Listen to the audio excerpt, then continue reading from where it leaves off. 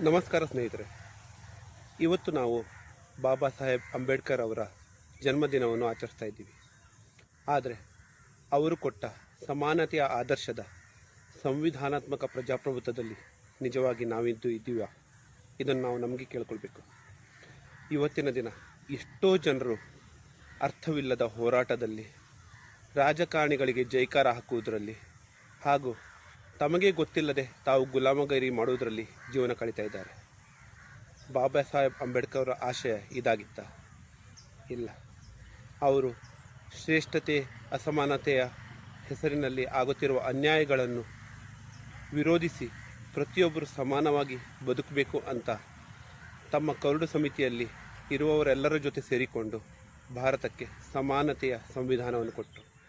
ಆದರೆ ಅದರಲ್ಲಿರುವ ಲೂಪ್ ಹೋಲ್ಗಳನ್ನು ಉಪಯೋಗಿಸಿಕೊಂಡು ಇವತ್ತು ಜನರನ್ನು ಭಾವನಾತ್ಮಕ ಮೂರ್ಖರನ್ನಾಗಿ ಮಾಡುವ ನಾಯಕರಾಗಿ ಬೆಳಗು ನಿಂತಿದ್ದಾರೆ.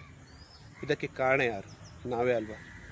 ನಾವು ನಿಜವಾದ ಬಾಬಾ ಸಾಹೇಬ್ ಅಂಬೇಡ್ಕರ್ ಅವರ ಆಶಯದ ಮೇಲೆ ನಡೆಯುತ್ತಿದ್ದೀವಿ. ಆದರೆ ಅವರ ವಿಚಾರಗಳಿಗೆ ಬೆಲೆ ಕೊಟ್ಟು ಆ ಸಮಾನತೆಯನ್ನು ನಾವು ತರಬೇಕೆ ಹೊರತು ಅರ್ಥವಿಲ್ಲದ ಹೋರಾಟದಲ್ಲಿ ಅಸಮಾನತೆಯನ್ನು ಎತ್ತಿ ಹಿಡಿಬಾರ್ದು. ಇದು ನಿಮಗೆ ಅರ್ಥವಾಗಿದ್ದರೆ ಇನ್ನೊಬ್ಬರಿಗೆ ಶೇರ್ ಮಾಡಿ. ಯಾಕಂದರೆ ಇದನ್ನು ವಿರೋಧಿಸುವವರು ತುಂಬ ಜನ ಇವತ್ತಿಗೂ ಇದ್ದಾರೆ ಹಾಗೂ ತಮ್ಮ ಲಾಭ ತಾವು ಮಾಡ್ಕೊಳ್ತಾ ಇದ್ದಾರೆ.